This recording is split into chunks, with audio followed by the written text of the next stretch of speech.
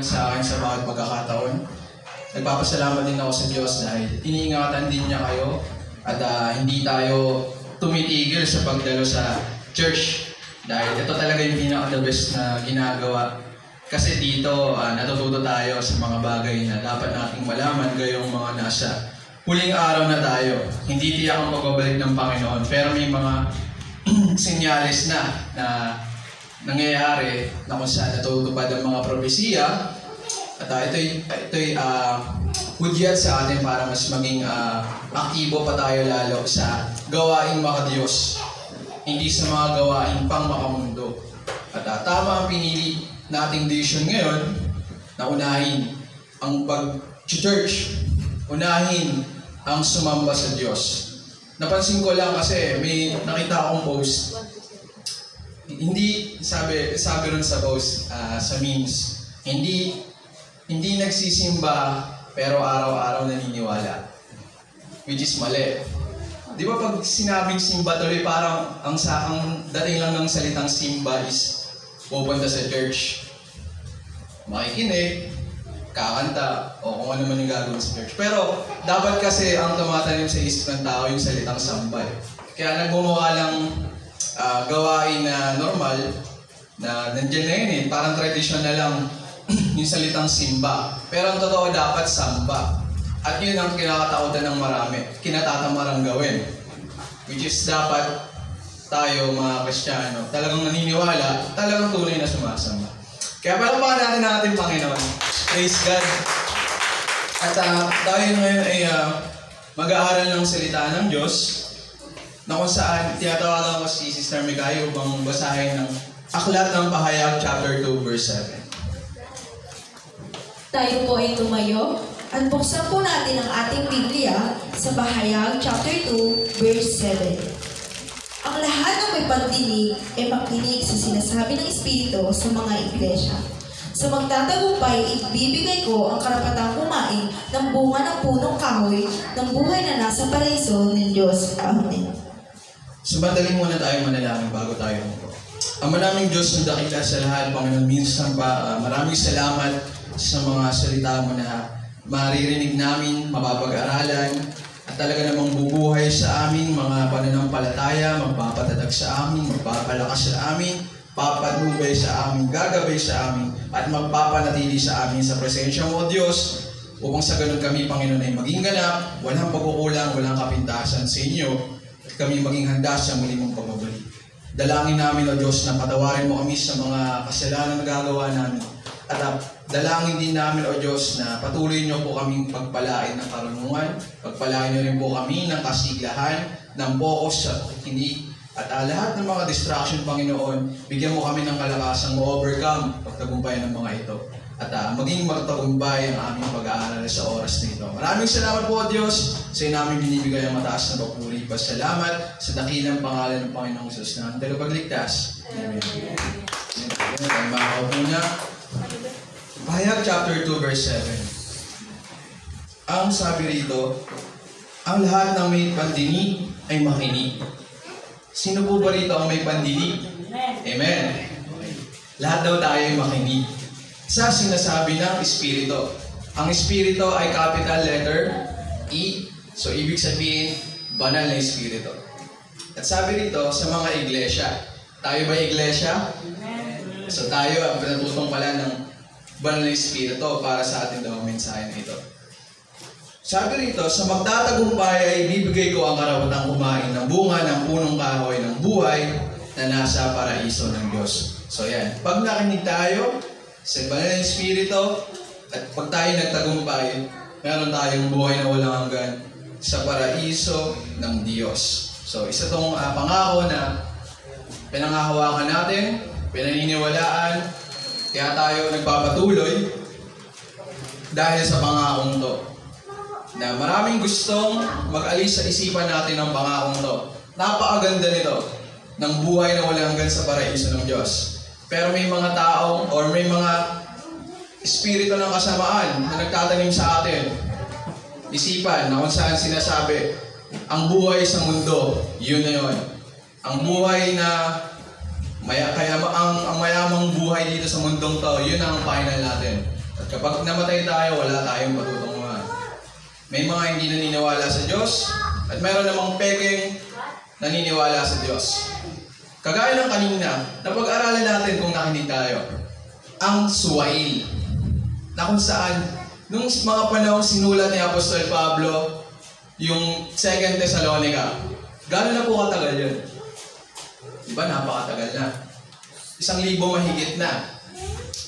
At sa tingin ninyo, hindi ba natin naisip, ano ba yung progreso na nagagawa ng suwail na yun? Palim na siyang kumikilos noon, nung panahon na yun. At syempre, ang dami ng taong lumipas. Syempre, nagpa-progress din yung ginagawa niya. Alam niya na kung paano manlinlang. Alam niya na kung paano maghimala, manloko ng tao. Alam niya na kung paano mangwasak ng pananampalataya ng tao. Hindi ba tayo nakaalarma doon? Kaya dapat tapatan natin yun. Ng mas aktibo pa, mas seryoso pa na pag-aaral ng salita ng Diyos at syempre ng pagsasabuhay nito. Kung sa ganon, dumating man siya, wala siyang maluloko kahit isa sa atin. Dahil ang pinag-aaralan natin ay katotohanan. Amen po ba? Amen. So yun, ang pamagat ng ating pag-aaralan, Christian Self-Examination, Overcome and Do. Ang mensahe para sa Pinong Iglesia sa lalawigan ng Asia. So simulan natin sa Iglesia ng Efeso sa Pahayag chapter 2, verse 1 to 7. Pakibasa po. Basahin po natin sa Pahayag chapter 2, verse 1 to 7. Isulat mo sa anghel ng Iglesia sa Efeso. Ito ang sinasabi ng may hawak ng 7 bituin sa kanyang kanang kamay at lumalakad sa gitna ng 7 ilawang ito. Alam ko ang mga ginagawa mo, ang iyong mga pagpapagal at matyagang pagtitiis. Alam kong hindi mo kinukonsinti ang masasamang tao. Sinusubok mo ang mga nagsasabing sila'y apostol at napatunayan mo sila'y huwad. Alam mo rin matyaga ka, nagtitiis ng maraming hirap alang-alang sa akin at hindi ka sumuko. Subalit may isang bagay na ayaw ko sa iyo. Iwanan mo na ang pag-ibig mo noong una. Alalahanin mo ang dati mong kalagayan, pagsisihan mo at talikuran ang iyong masasamang gawa. At gawin mo muli ang mga ginagawa mo noong una. Kapag hindi ka nagsisisi, pupunta ako dyan at aalisin ko sa kinalalagyan ang iyong ilawan. Ngunit ito naman ang napupuri ko sa iyo. Kinapuputan ko rin tulad ko ang mga ginagawa ng mga Nicolaita. Ang lahat ng may pandinig ay makinig sa sinasabi ng Espiritu sa mga iglesia. Sa magtatagumpay ay ibibigay ko ang karapatang kumain ng bunga ng punong kahoy ng buhay na nasa palaisay ng Diyos. Amen. Amen. Pag-usapan natin ang iglesia ng Efeso.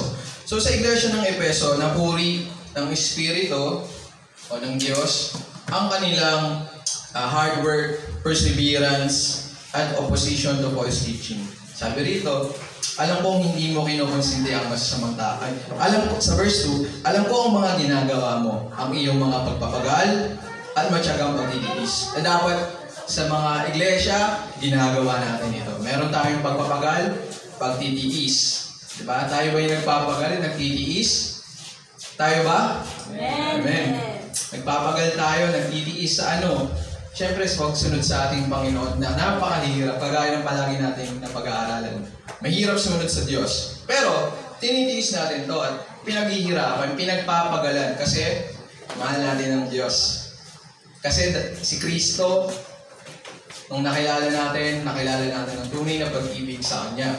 Kaya tayo, hindi natin magawang maiwan yung pag-ibig na yun na natagpuan natin kay Kristo. Yung kung paano na tayo minahal ng totoo, na umabot pa nga sa pagkamatay sa krus. Diba? Hindi natin pwedeng mawala sa isip natin yun. Kaya nagagawa pa rin natin umatin sa church kahit na maraming hadlang. Nagbabasa tayo ng Bible kahit maraming kumukuha ng oras natin. Gagawa pa natin gumastos kahit na napakahirap ng buhay. Pilipino, gagastos tayo para sa Diyos kasi mahal natin siya. At pinasimulan niya kasi yung pag-ibig na yun sa atin.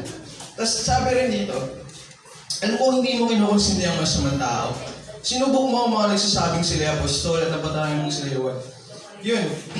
Itong iglesia ng Efeso, hindi sila nakakonsinti ng masamang tao. Which is hindi tayo rin dapat.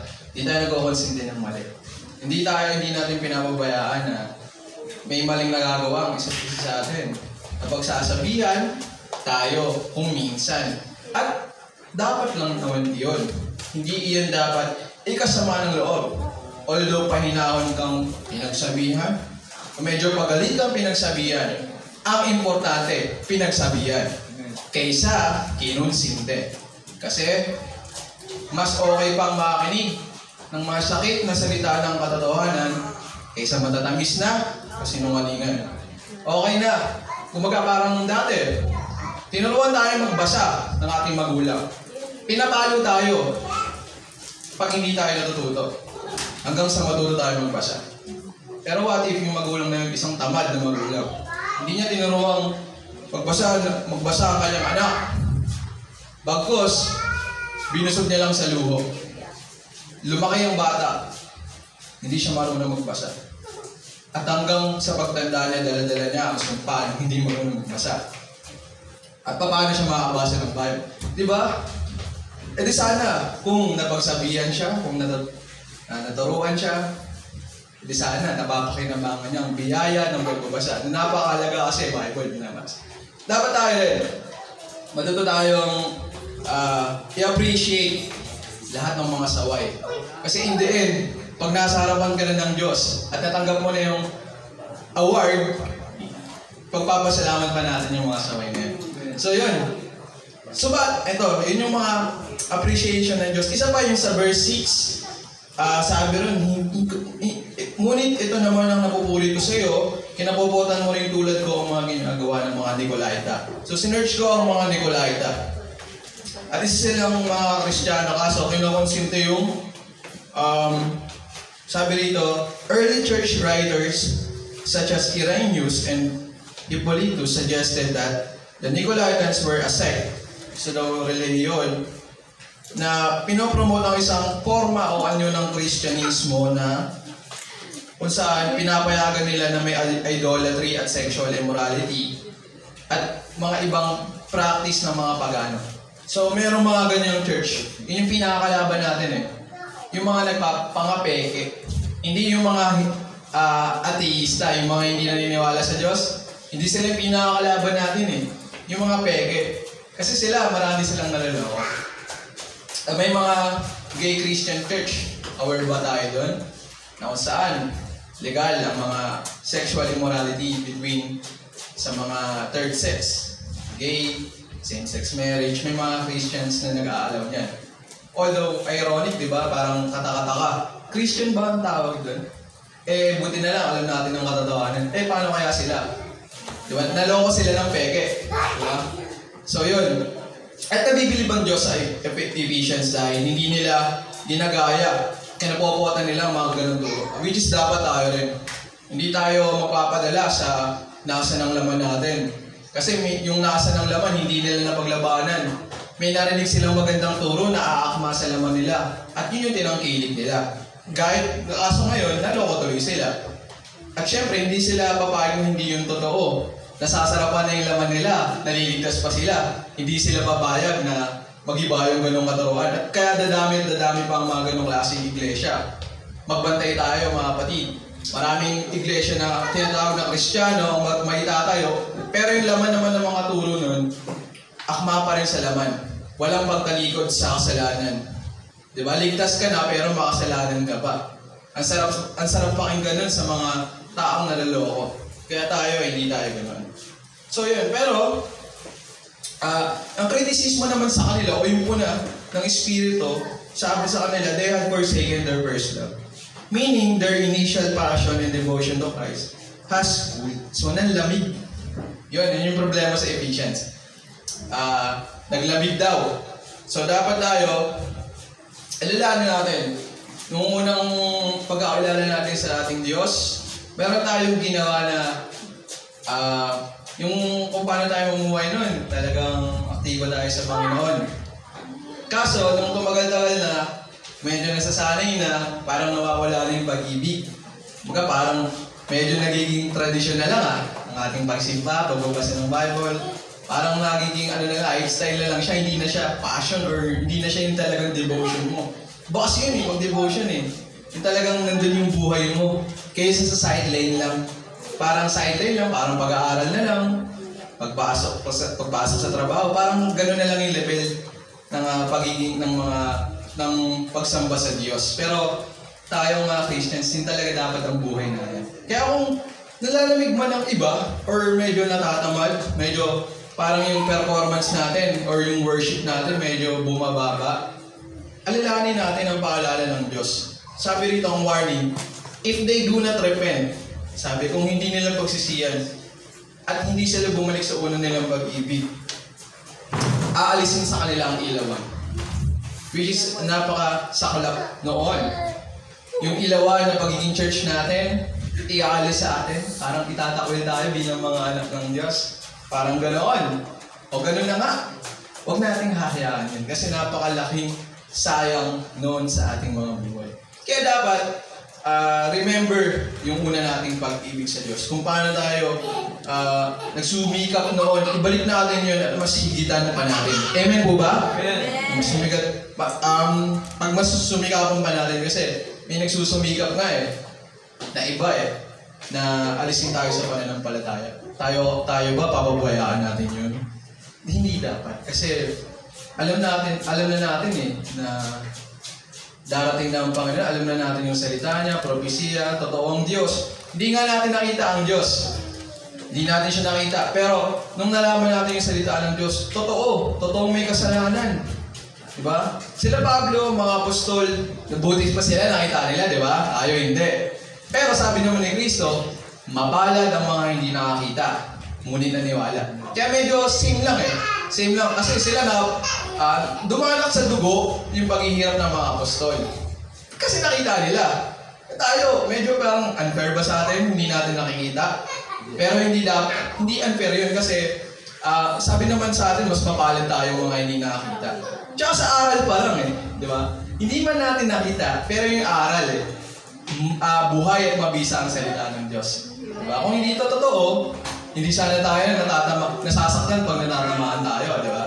Kung hindi ito totoo, baka maraming umiiwas dito, ayaw mag-usapan ang salita ng Diyos. Pero ito yung totoo. Kaya yun, paalala, kung tayo man ay katulad ng taga-Epeso na nalalamig sa pag-ibig, bumalik tayo roon. Mahabagin pa ang Diyos, buhay pa tayo at binibigyan tayo ng pagkakataon para ibigin siya ng husto. So yun. At dumako naman tayo, itong promise pala sa kanila, sa magtatagumpay ay makakain sila ng bunga sa puno ng buhay. Yun, eternal life sa magtatagumpay. Sinong may gusto ng buhay na walang hanggan? Amen! Amen. Purihin ng ating Diyos. So dumako tayo sa pangalawang church, which is ang Smyrna. Sabi rito, sa verse 8, isulat mo sa anghel ng iglesia sa Smyrna, ito ang sinasabi, ipinapasabi sa iyo ng simula at wakas, ang namatay at muling nabuhay. Next. Nalalaman ko ang mga kapighatian na dinaranas mo. Alam ko mahirap ka, ngunit ang totoo ay mayaman ka. Nalalaman ko rin ang mga paninirang puri sa iyo ng mga hindi tunay na wadyo. Ngunit ang totoo, sila ay mga kampo ni Satanas. Huwag kang matakot sa mga pag-uusig na malapit mo ng danasin. Makinig ka. Ipabibilanggo ng Diablo ang ilan sa inyo bilang pagsubok. Magtitiis kayo sa loob ng 10 araw. Manatili kang tapat hanggang kamatayan at gagantimpalaan kita ng korona ng buhay. Ang lahat na may pandinig ay makainig sa sinasabi ng Espiritu sa mga iglesia. Ang magtatagumpay ay hindi makakaranas ng pangalawang kamatayan. So yun. Sa 7 iglesia na yun, isa ang Smyrna sa walang puna. Diba? Hindi sila napuna ng Diyos. Amen? Kaya dapat natin gayahin sila. Ang napuri sa kanila ng Diyos, Smyrna is praised for enduring poverty and persecution. Mahirap sila, pero nagpapatuloy. Sino dito ang mahirap? Pakitaas ang kamay. Sinasabi ng Espiritu, kayo tunay na mayaman. Palakpakan natin ang Diyos. Kaya, huwag tayong panghinaan ng loob. Kung mga may hirap, kayo'y tunay na mayaman. Nalalaman ko, sabi ng Espiritu, kayo may hirap, pero ang totoo mayaman yan. Kaya huwag natin aalis sa ating isipan yan. At isa pa, sabi, Ang courage, sabi rito, alam ko ang mga kabigatian na dinanas mo, alam ko mahirap ka, ngunit ang totoo ay mayaman ka. Nalalaman ko rin ang paninirang puri sa'yo ng mga nagbabagag na audio. May napapansin na akong aral, may napapakinggan ako sa totoo lang. Mga Christians, sabi nila, parang may problema daw kapag isang Kristiyano na hindi mayaman. Parang hindi ka daw tunay na Kristiyano na. Ang tunay daw na Kristiyano na mayaman. E paano na to? Di ba? Ang Kristiyano dati may mansyon, may kotse, magandang kotse. Yung mga nagtuturo ng prosperity gospel. So, mga kapatid, maganda sa paninig yun. Mayamang Kristiyano. Pero hindi maganda sa mata ng Diyos yan. Kaya tayo, ang Christians, tinatawag kasi sa pagbibigay. Hindi niya kakangkamin kasi yung pagbabalan. Ang Christian kasi, hindi yan masisilaw sa sarap ng pagkonsumo ng mga material na bagay. Marami nag-i-enjoy ng mga material na bagay. Masarap na pagkain, magandang sasakyan, magandang bahay. Pero para ano? Wawasakin din naman yan balang araw. Para ano? Hindi mo nga sigurado kung may enjoy mo yan. Nang pangmatagalan, pwedeng kunin ng Diyos ang buhay mo ng isang iglaw. Diba? At kaya ang Christians, hindi niya iniisip yung kayamanan sa mundo. Kasi alam niya, nakikibahagi kasi siya sa paghihirap ni Kristo eh. Si Kristo kasi binibigay niya sa kanya noon ng mga tao na maging hari siya. Gagawin ka na naming hari. Eh si Jesus umalis pa nga, di ba? Pagkakataon niya nang linlangin. Sabihan ng tao na pagtapos yung pagalingin, yung mga tao maghimala. Bigay niyo sa akin ang yaman niyo. Pwede lang sabihin ni Jesus Christ. Eh hindi niya nga ginawa eh. Kasi namuhay si Kristo ng may pagtitiis at hirap. Kaya doon tayo nakikibahagi. So ang Christians, namumuhay talaga ng mahirap na buhay.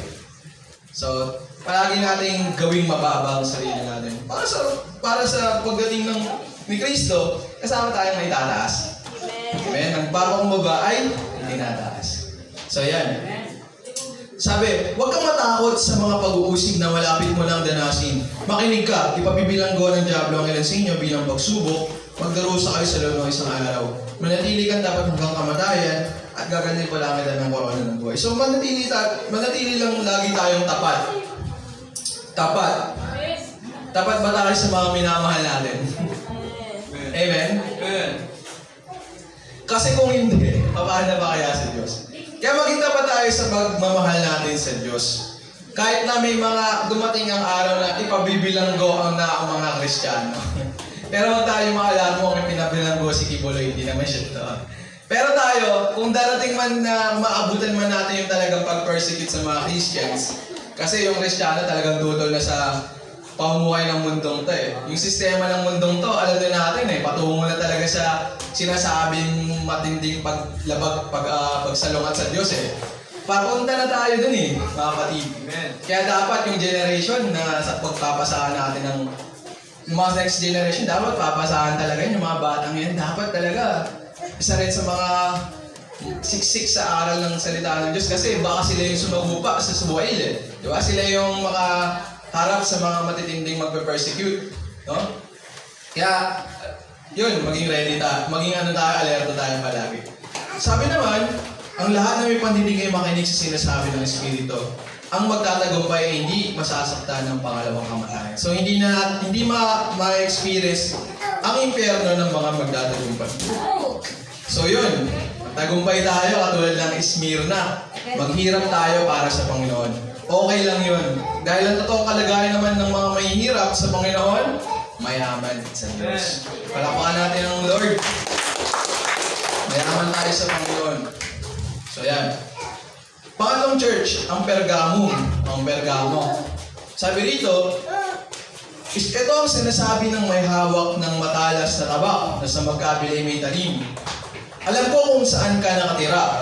Sa akin naroroonan ng trono ni Satanas, gayon may nanatili kang tapat sa akin.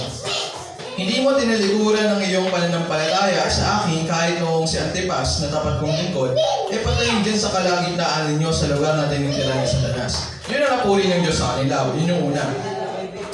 The church is praised for remaining faithful despite being a city that is spiritually hostile where Satan's throne was. Tignan nyo, may trono pala si Satanas. na nasa lugar ng Pergamo. At ang Pergamo, sabi sa dito, pagbati sa iglesia sa Asia, lalawigan ng Asia. So, ang trono pala ni Satanas nasa Asia. No? Kung may napag-aaral natin ng mga may mga sila Miguel, may mga, di ba? Meron din palang trono yung mga evil. Yun yung sinasabi siguro sa Ephesians 6 na mga kadiliman sa ipapawin, mga nagahari. At yun, sa Pergamo, ibig sabihin, matindi yung lugar ng Pergamo. Nandun pala yung trono ni Satanas. Ibig sabihin, anong klaseng lugar yun? Trono ni Satanas nandun.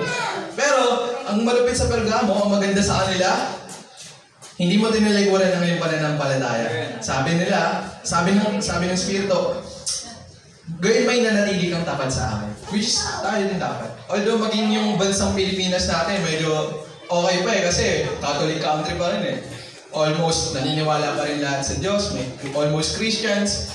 Pero darating sa panahong magiging bansa ito na hindi na naniniwala sa Diyos o kay Kristo o kung maniwala man, peke naman. Kahit na gano'n yung maging sitwasyon natin, dapat mananatili tayong tapat. Yun yung ginawa ng Pergamo. Pero, patuloy nating basahin, sabi naman, sa verse 14, subalit may ilang bagay na ayaw ko sa iyo. Merong puna. Pinupuna sila. Sabi rito, may ilan sa inyo na sumusunod sa katuruan ni Balaam, nagturo kay Balak upang mahikayat ang mga Israelita na mag-asala. Kaya't kumain sila ng mga pagkain inihandog sa mga Diyos-Diyosan at nakiapid. So yan. Yun na nga ang kinatatakutan natin. Yung pasukin ng maling aral ang mga iglesia. Kaya dapat tayo, sabi rito, huwag tayong susunod sa ganawang katuruan. Pero paano natin magagawa yun? Gawin nating matalino tayo sa pagbabasa. Gawin nating marunong ang ating sarili sa pamamagitan ng patuloy na pag-aaral at pagbabasa ng Biblia. Kasi kagaya nga ng palagi, nasa isip ko palagi ito, ang mga tunay na kalaban kasi natin, yung mga nagpapanggap, yung mga peke, hindi yung mga kumukontra sa atin, yung mga peke. Kaya nga yung si Kristo galit na galit sa Pariseo Kasi false teachers sila, mga bulaang propeta. Yun talaga yung dapat kagalitan Ginagawa nilang masama ang imahe ng reliyong Kristyanismo, which is napakabuti naman, napakaganda kung pag-aaralang mabuti, kung malalaman lang ng tao yung totoo. Napakaganda ng sistema ng pamumuhay ng isang Kristiyano. Hindi lang ito para sa iglesia, para sa komunidad. Kung lahat mag-Kristiyano, na maganda ang komunidad, maganda ang society, maganda ang isang bansa na pinamumuluan ng Diyos. Pero buti na lang, hindi naman tayo pagkakaitan ng ganong klaseng gobyerno ng Panginoon. Kasi pagdating natin sa langit, gano'n naman yung buhay natin Ang Diyos ang ating Pangulo, siya ang ating hari, siya ang ating Panginoon, at tayo kanyang mamayan. Amen po ba? Amen. At yun yung buhay na gusto natin. Ang buhay na pinamumuluan ng Diyos. Yun. Yun, sa Pergamo, yun. At yung napuna sa kanila, huwag natin gagayahin yun. Yung susunod sa maling katuruan. Kaya tayo magbantay sa mga katuruan. Para mabantayan natin ang mga katuruan, syempre, maging bantayan natin ang ating sarili sa pag-aaral ng salita ng Diyos. Kaya yun, sabi naman sa kanila, ang lahat na may pandinig ay makinig sa sinasabi ng Espiritu ng mga iglesia. Ang magtatagumpay ay bibigyan ko ng nakatagong pagkain. Bibigyan ko rin siya ng batong puti na may nasusulatan ng isang bagong pangalan. Sino ang gustong malagay ang kanyang pangalan sa aklat ng buhay? Amen. So yun pala. Ang magtatagumpay ay bibigyan ko ng nakatagong pagkain, bibigyan ko rin ng batong puti na kinasusulatan ng isang bagong pangalan na walang sino mang makakalaman din sa tatanggap niyo. Ang pangalan na nakasulat sa aklat ng buhay, sikapin natin yun. So yun. Pang-apat na iglesia. Pang-apat na ba? Ayan. Ang mensahe para sa iglesia sa Tiatira. Ang sabi rito, ang napuri sa kanila ng Panginoon, sinasabi rito, sa verse 19, alam ko ang mga ginagawa mo, ang iyong pag-ibig, katapatan, paglilingkod, at pagtatyaga. Tayo ba ganon? Tayo ba may katapatan, paglilingkod, pagtatyaga, at pag-ibig? Ngunit, ito ang ayaw ko sa iyo. Pinapayagan mo si Jezebel, ang babaeng nagpapanggap na propeta, na turuan at linlangin ang aking mga lingkod upang makiapid at kumain ng pagkain na handog sa mga Diyos-Diyosan. Binigyan ko siya ng sapat na panahon upang pagsisihan at talikuran ng kanyang pakikiapid, ngunit ayaw niya. Kaya nga, bibigyan ko siya ng malubong sakit. Pati ang mga kasama niya sa pangangayunya. Daranas sila ng matinding kapigalian kung hindi nila pagsisihan at tatalikuran ang kahalayang ginawa nila sa piling ng babaeng iyan. Papatayin ko ang kanyang mga anak upang malaman ng mga iglesia na sinisiyasat ko ang puso't isip ng mga tao at gagantihan ko ang bawat isa ayon sa inyong mga gawa. So yan, sa Tiatira, may pag-ibig sila, may katapatan, may paglilingkod at may pagtsatsaga. Pero, pinayagan nila si Jezebel, ang babaeng nagpapanggap na propeta, naman din lang at magturo ng maling katuruan, nagdulot ng pakikiapid at pagkain ng mga inihandog sa mga Diyos-Diyosan. So mga kapatid, although meron tayong pag-ibig, katapatan, paglilingkod at pagtsatsaga, huwag natin nahayaan na tayo malin lang ng maling katuruan. Ganun pa rin, na nagdudulot ng pakikiapid. Sa ating mga Christians, hindi kasi pwedeng namumuhay tayo ng makalangit at makamundo at the same time.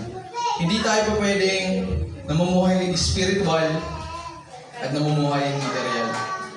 Hindi natin pwedeng gawin yun kasi ang tawag ng pakikiapid.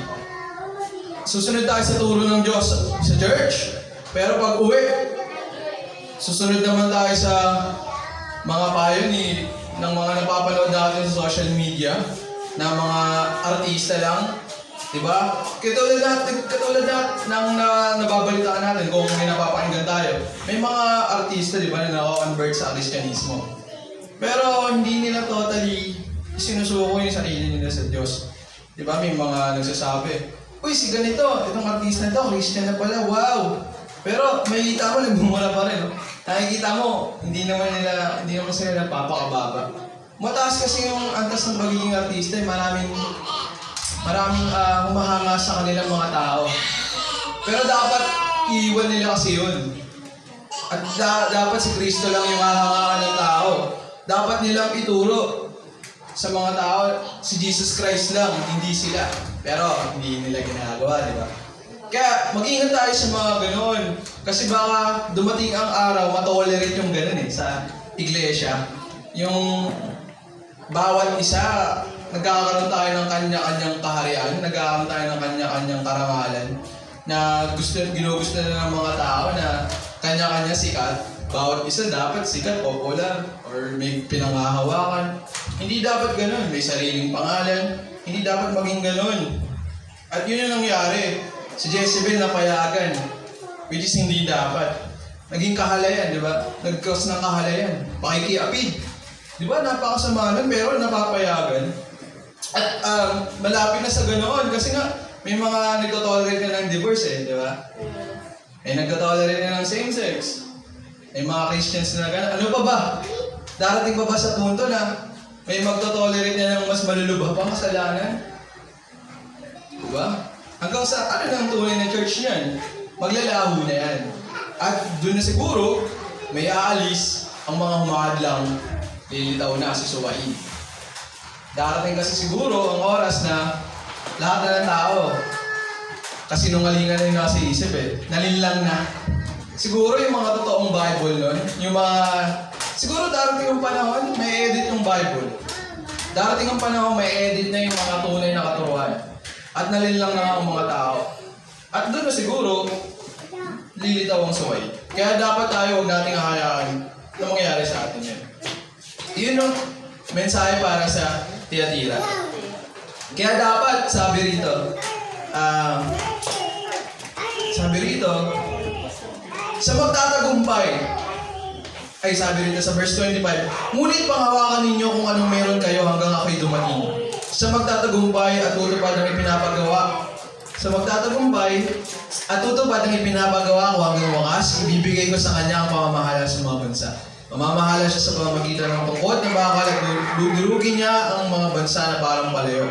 Ibinibigay ko ito kung paanong ibinigay ito sa akin ng Ama. Ibibigay ko rin sa mga magtatagumpay ang bituin sa umaga. Ang lahat ng ibang dinig ay makinig sa sinasabi ng Espiritu sa mga iglesia. Tayo ba'y patuloy na nakikinig? Amen.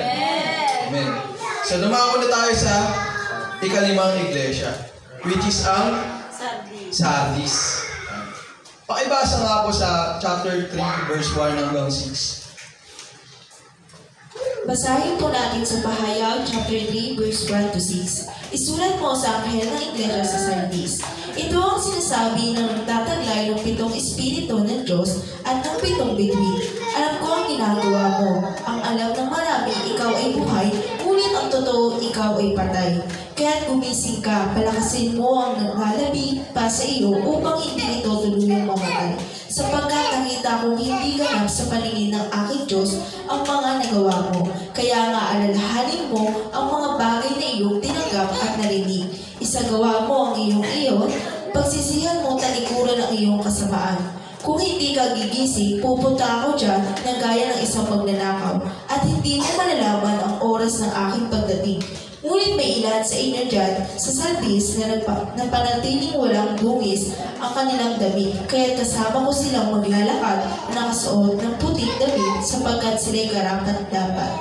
Ang magtatagumpay ay dadamitan ng puti at hindi ko kailanman buburahin sa aklat ng buhay ang kanyang pangalan. Kikilalalin ko siya sa harap ng aking Ama at ang kanyang mga anghel. Ang lahat ng may pagtingin ay makinig sa mga sinasabi ng Espiritu sa iglesia. Amen. Amen. Sabi rito, alam ko ang ginagawa mo. Ang alam ng marami, ikaw ay buhay. Ngunit ang totoo, ikaw ay patay. So, kinakailangan dito, pagsisiyasat. Hindi porke nagsisimba ka or nagsi-church ka. Hindi porke nagbabasa ka ng Bible. Hindi porke nagtatayit sa novelis ka. Masabi na mong buhay yun. Kailangan siyasatin natin ang ating mga sarili.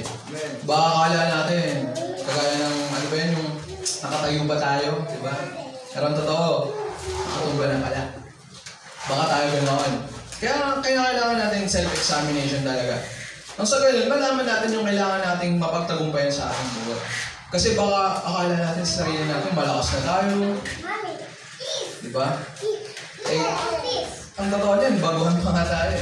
10 years, hindi pa matagal yun. Diba? Kailangan pa ng mas paggawin nating matibay yung pananampalataya natin. Kaya dapat siksik pa rin lalo sa pag-aaral. Siksik sa pananalangin, siksik sa pagsunod. Para masabing tayo ay buhay.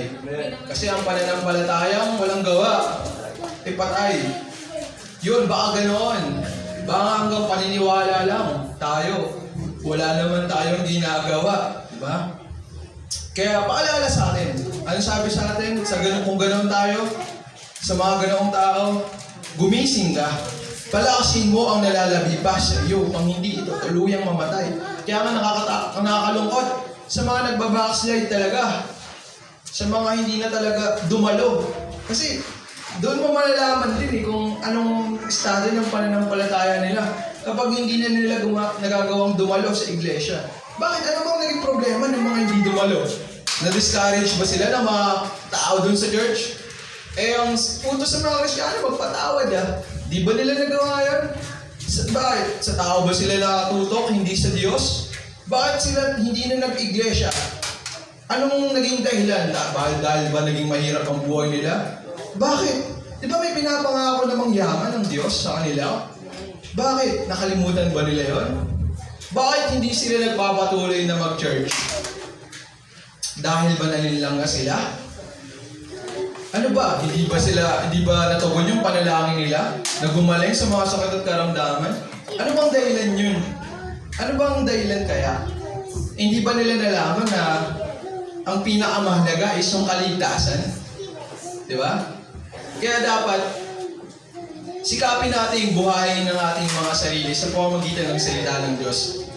Yung pangako niya na buhay na walang hanggan.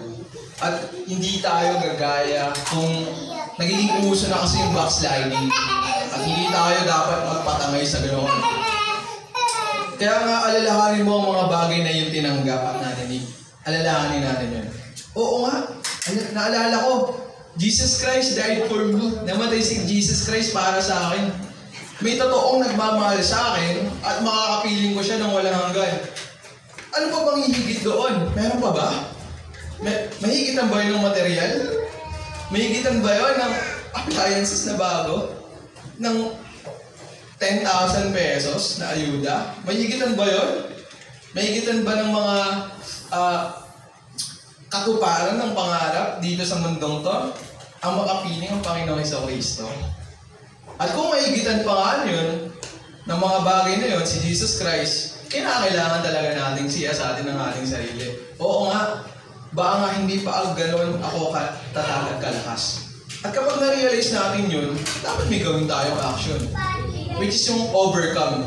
Kasi pagtapos mo self-examination yung sarili mo, oo nga, nalista ko. Kung gusto natin ilista natin. Mahina ako sa ganito, late ako sa church. Bihira ako magbasa ng Bible. Bihira ako manalangin. Madali akong mag-react sa mga bagay na hindi naman ako sigurado. Okay ako palagi mag-react. Palagi akong maggalitin. Palagi akong naiinip. Naiinis ako palagi. Mayabang ako, mapagmata. Ilista natin yung mga negatiba sa atin. At yun yung kailangan. At pagtapos nun, mag-pray.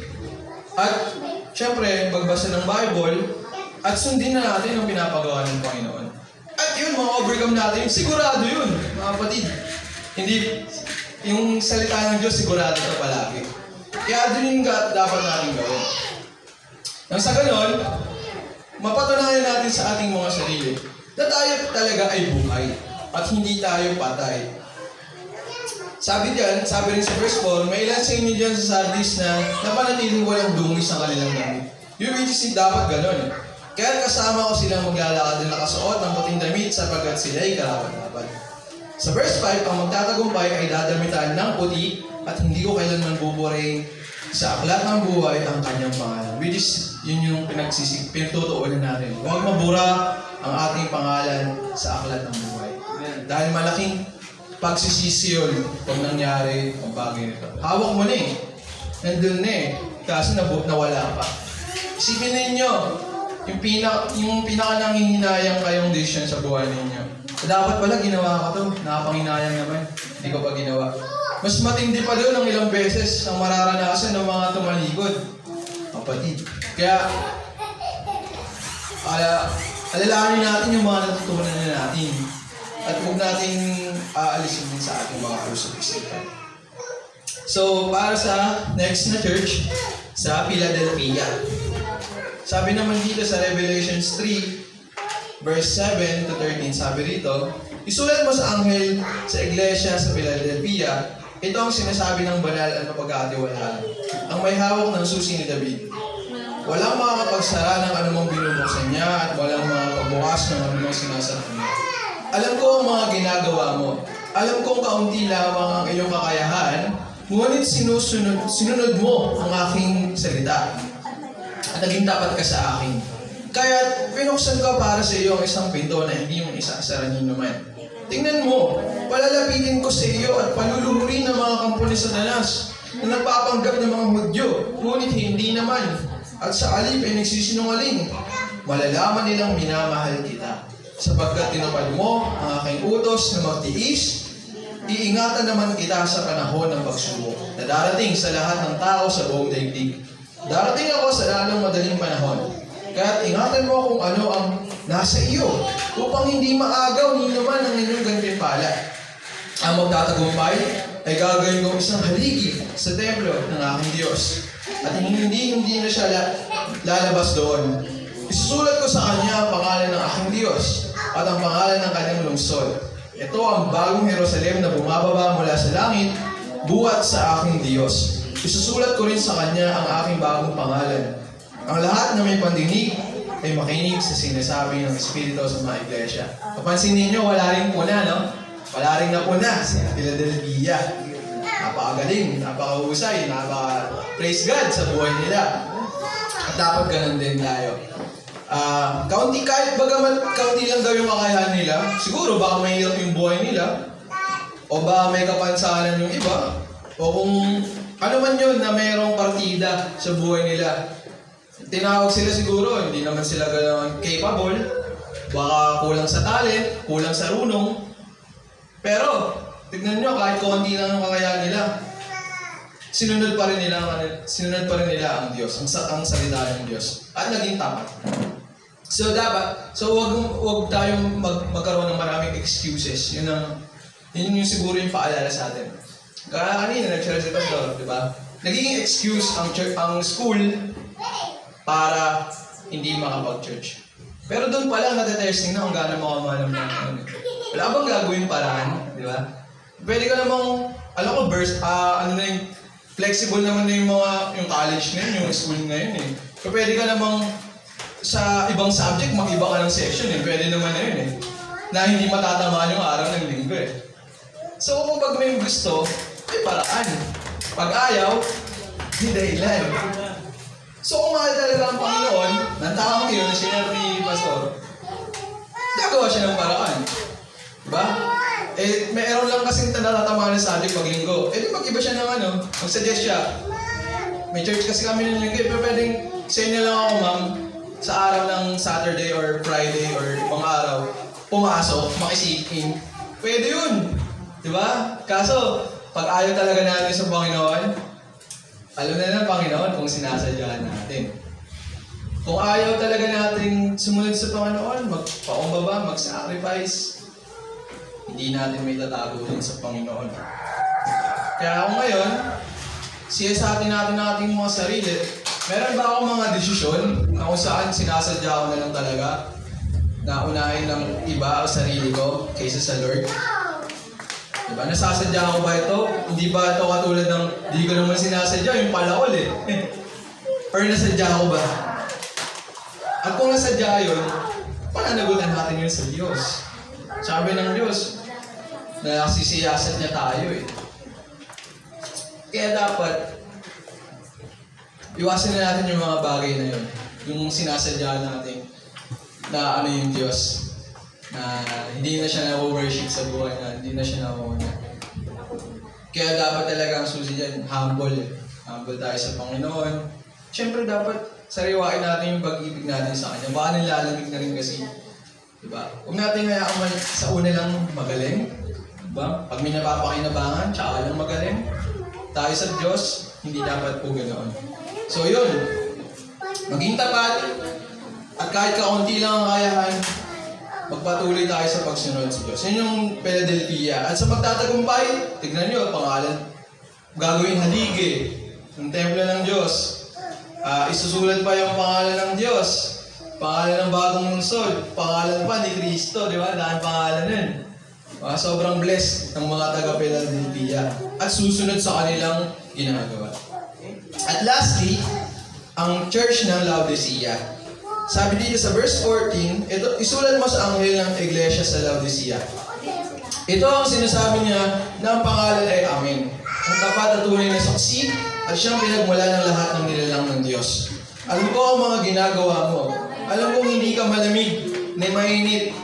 Mabuti pa sana kung ikaw ay malamig o mainit. Ngunit, dahil ikaw ay maligamgam, hindi mainit, hindi malamig, isusuka kita.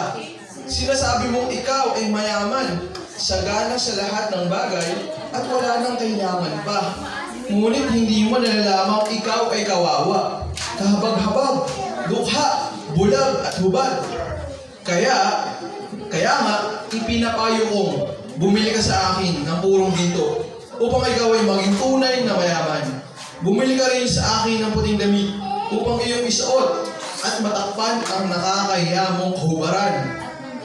Bumili ka rin sa akin ng gamot na ipapaahid sa iyong mata upang ikaw ay makakita.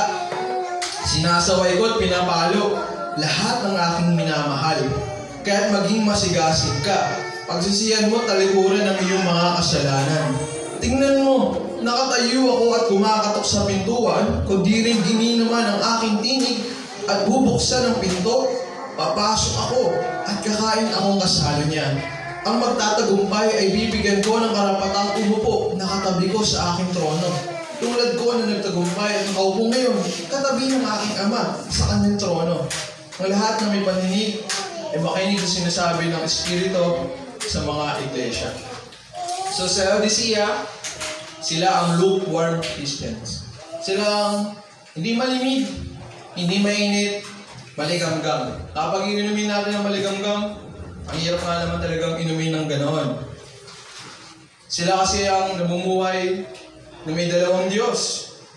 Hindi sila, sumusunod sila sa Diyos pero sumusunod sila sa pera. Alipin sila ng Diyos pero at the same time, alipin sila ng kayamanan. Alipin sila ng Espiritu pero alipin din sila ng langit. At nakakainis ang galawang tao. Yung tapat sa'yo, pagkaharap mo, pero pag talikod mo, sa iba na. Diba? Maski sa mag-asawa, hindi papayag ng ganun. Yung asawa mo may iba, di ba? Parang ganun na rin yun. Kung masakit yun sa ganun, kung masakit sa mag-asawa, ano pa kaya sa Panginoon, di ba? Nangangako ka, nanunumpa ka, na sa Diyos ka sasamba. Ikaw lang Panginoon ang aking susundin. Pero after mong magawa ka yun, sasamba ka naman sa iba. Diyos-Diyosan, sarili, luho, pera, tao, kamag-anak, pamilya. Yun naman ang sasambahin mo. At masakit sa Diyos yun, syempre. Tsaka yung bridegroom natin, di ba? At tayo ang kanyang bride. Kaya, examine natin ang ating mga sarili. Maligamgam ba tayo?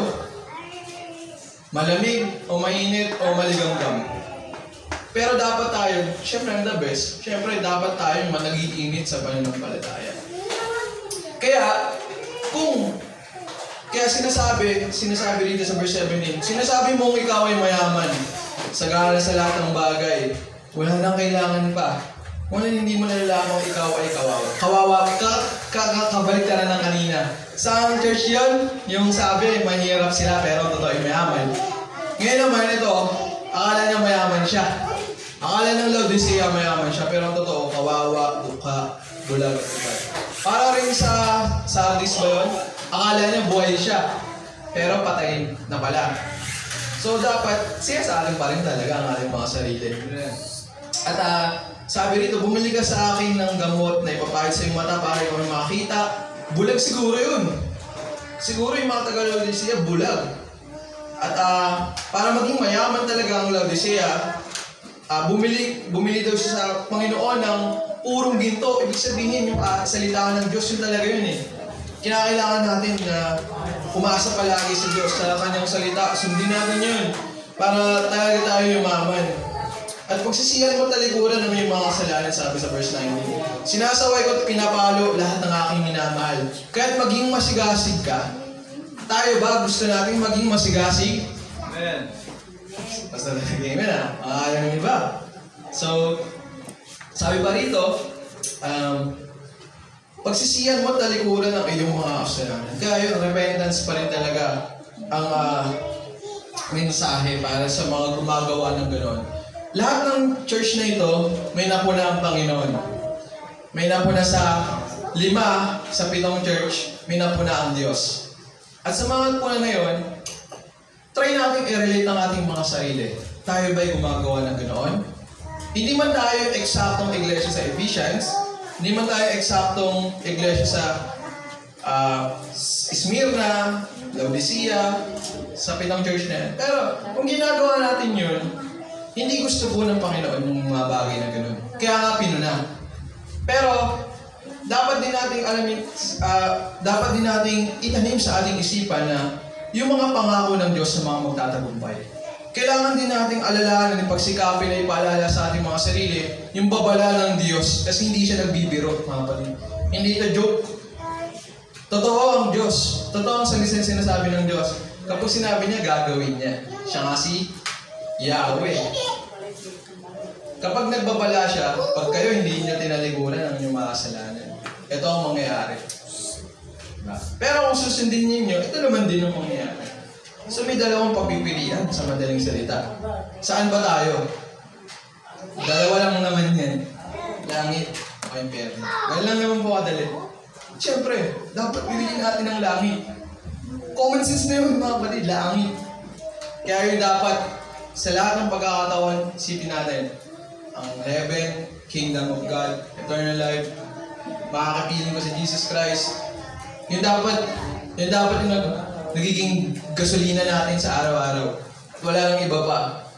Nang sa ganun, maging ganap tayong Christians. At yun, pinaka-mensahe sa atin itong apat na bagay na ito. Una, spiritual vigilance. Each church is called to examine its spiritual state and either repent or hold fast to what is good. Spiritual vigilance. Examine natin yung kalagayan ng ating spirito, magsisi sa ating mga nagagawang kasalanan, at panghawakan naman yung mga bagay na ating natutunan. Panghawakan yung pananampalataya. Pangalawa, endurance to trials. Several churches are commended for enduring persecution, and they are encouraged to continue being faithful. Endurance, mga kapatid. Pagtitiis, hanggang wakas ang siyang maliligtas. Magtiis lang mga kapatid. Tayo magsawa. Kahit mahirap, magtitiis lang tayo.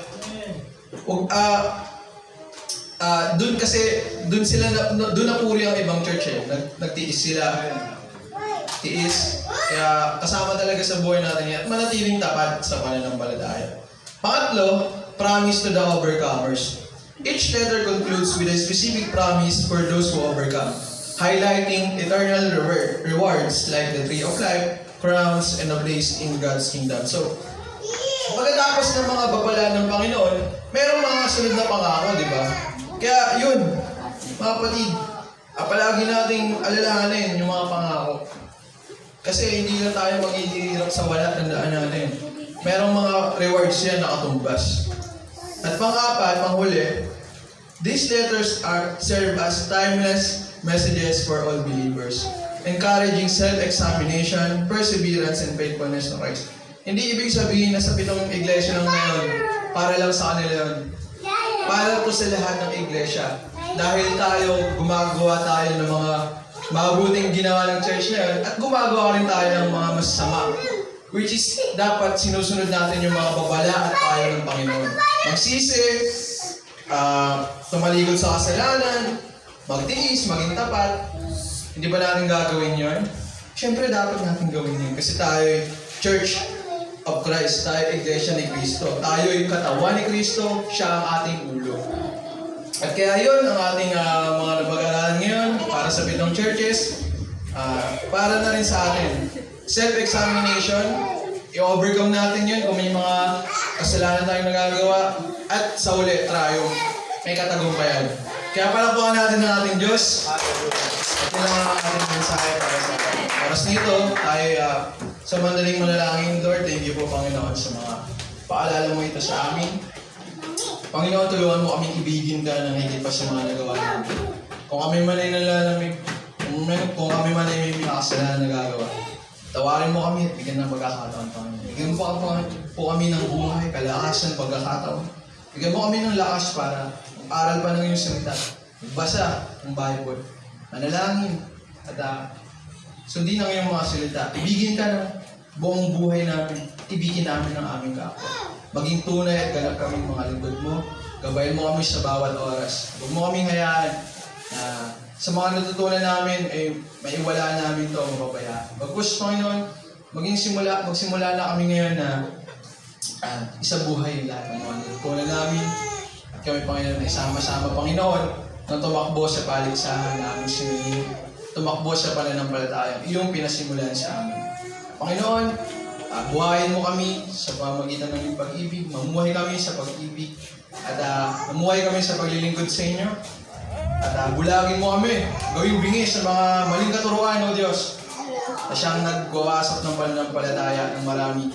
At kami, Panginoon, ay maging focus lamang sa iyong mga salita, sa pangako mo, at sa buhay na iyong ibibigay sa aming pagdating ng taktang panahon.